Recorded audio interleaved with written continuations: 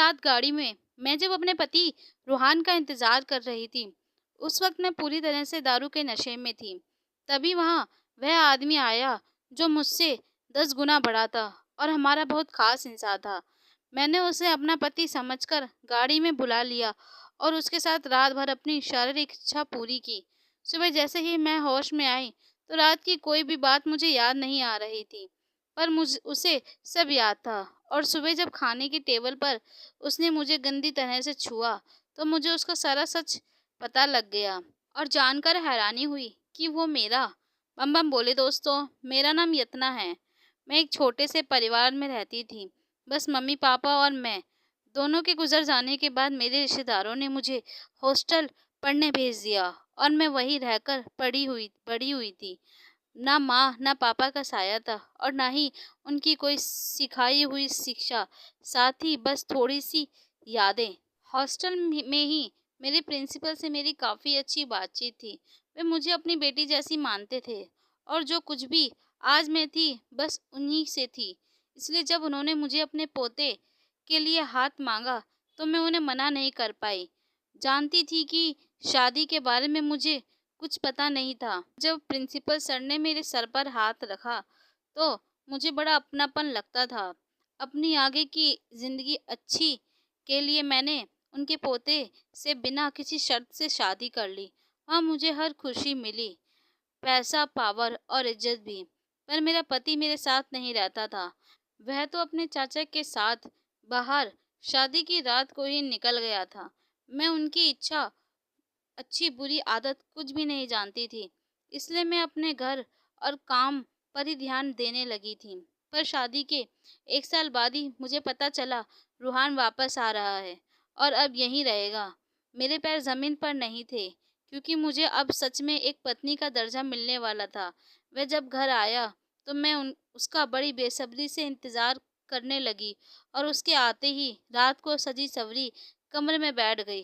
वह मेरे पास आते ही बेड पर लेट गया और सो गया, जैसे उसे पता ही नहीं था कि मैं उसका इंतजार कर रही थी। मैंने उसे जगाने की कोशिश की तो उसने मुझे गुस्से में मुझसे शादी की सारी सच्चाई कह दी। मैं हैरान थी। मेरी शादी एक ऐसे इंसान से हो गई थी जो पहले से ही शादीशुदा था और बाहर उसकी पत्नी रहती थी। उससे उसने मुझसे शादी केवल अपने पिता की दौलत के लिए की थी। वह तो शादी करना ही नहीं चाहता था, पर जब उसे पता चला कि मेरा इस दुनिया में कोई नहीं है तो उसे लगा कि वो मुझे ऐशो आराम देगा और मैं यहाँ रहकर खुश रहकर उनकी बातें मानती रहूंगी।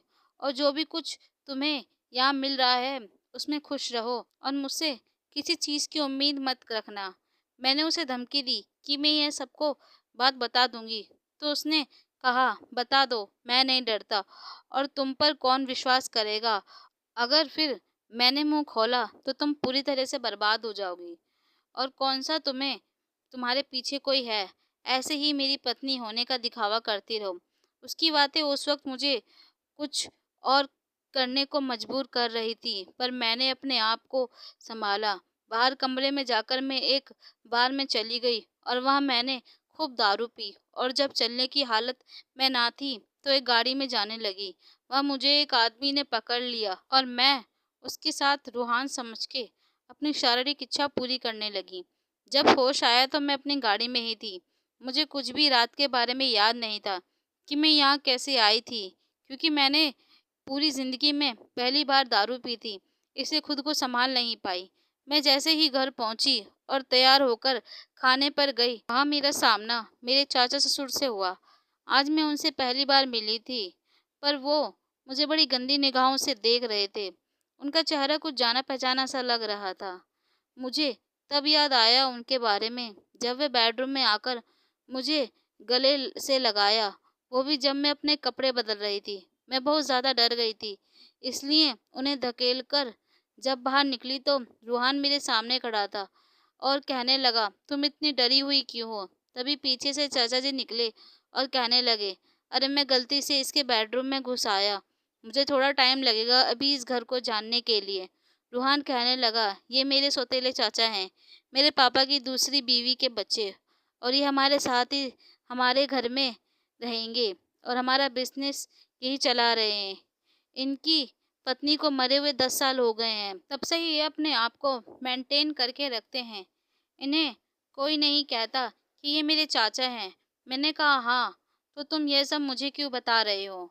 उसने गुस्से में कहा, इनसे थोड़ा दूर रहना, कहीं तुम अपनी प्यास इनके साथ ना बुझाओ। रूहान की ऐसी बातें मुझे रोज तोड़ती थी।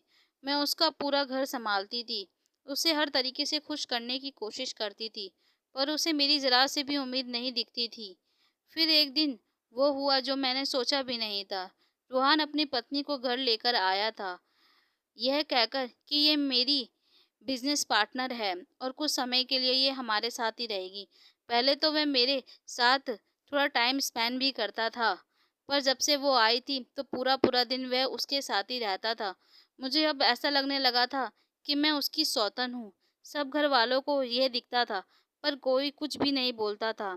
रूहान के दादाजी के जाने के बाद वह और भी ज्यादा खुल गया था। अब तो वह दोनों पति पत्नी की तरह रहने लगे थे। पर सच तो यह था कि रूहान की रियल पत्नी मैं थी, कागजी तौर पर भी और सामाजिक तौर पर भी। उस दिन मुझे लगने लगा था कि मम्मी पापा होना कितना ज़रूरी होता है। मैं एक दिन कोने में सिमटी हुई बैठी रहती थी।